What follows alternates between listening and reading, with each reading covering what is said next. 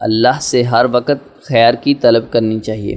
ایک دفعہ کا ذکر ہے کہ حضرت موسیٰ علیہ السلام کو اللہ تعالیٰ نے حکم دیا کہ سمندر کی طرف جاؤ، وہاں 3 کشتیاں ڈوبنے والی ہیں۔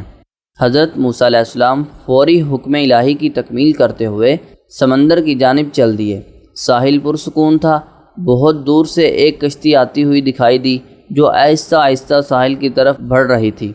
ابھی وہ کنارے سے کچھ ہی فاصلے پر تھی کہ حضرت موسیٰ علیہ السلام نے آواز دی کہ اے کشتی والو، اللہ کا حکم آنے والا ہے، ہوشیار رہنا۔ انہوں نے جواب دیا، آپ جانتے ہیں اللہ کے حکم کو کوئی نہیں ٹال سکتا، تو اس کے بندے ہیں جو حکم الہی کے پابند ہیں۔ کشتی والے ابھی یہ بات کہہ ہی رہے تھے کہ اچانک ایک موج اٹھی اور کشتی ڈوبنے لگی۔ سوار اپنے آپ کو بچانے کی کوشش کرنے لگے۔ اتنے میں ایک اور زبردست موج آئی اور کشتی کو اپنے ساتھ بہا کر سمندر کی تہہ میں لے گئی۔ تھوڑی ہی دیر میں ایک اور کشتی نظر آئی تو حضرت موسیٰ علیہ السلام نے انہیں بھی خبردار کیا اور کہا، ذرا محتاط ہو کر آنا۔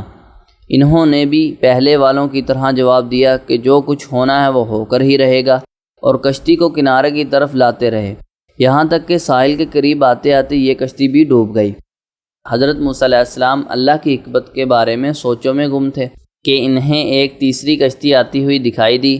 آپ نے حسب سابق اس کشتی والوں کو بھی نصیحت کی، دیکھو اللہ کے حکم آنے والا ہے، اپنے گناہوں کی معافی مانگتے ہوئے ذرا محتاط ہو کر آؤ۔ انہوں نے جواب میں کہا کہ اے اللہ کے نبی، جس طرح آپ سچے ہیں اس طرح اللہ کا حکم بھی اٹل ہے، اس سے کوئی نہیں بدل سکتا، لیکن اللہ کی رحمت بھی تو ہے، ہم اس کی رحمت سے کیوں محسوس ہوں؟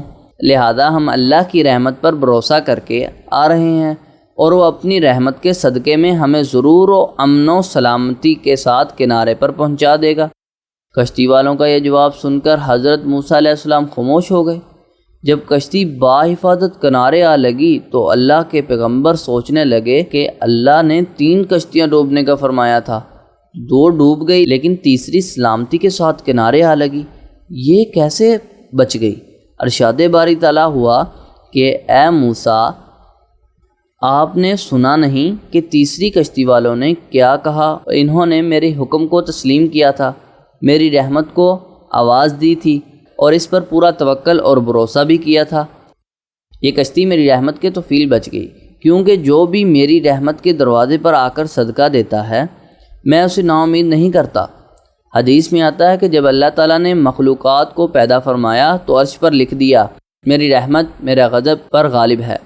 صحیح مسلم۔ اللہ سے نا امید نہیں ہونا چاہیے، کیونکہ اللہ عز و جل اپنی پیدا کردہ مخلوق سے بہت پیار کرتا ہے۔ اللہ ہمیں اور آنے والی نسلوں کو اللہ عز و جل کے بتائے ہوئے راستے پر چلنے کی توفیق عطا فرمائے۔ آمین۔ اللہ ہم سے راضی ہو جا۔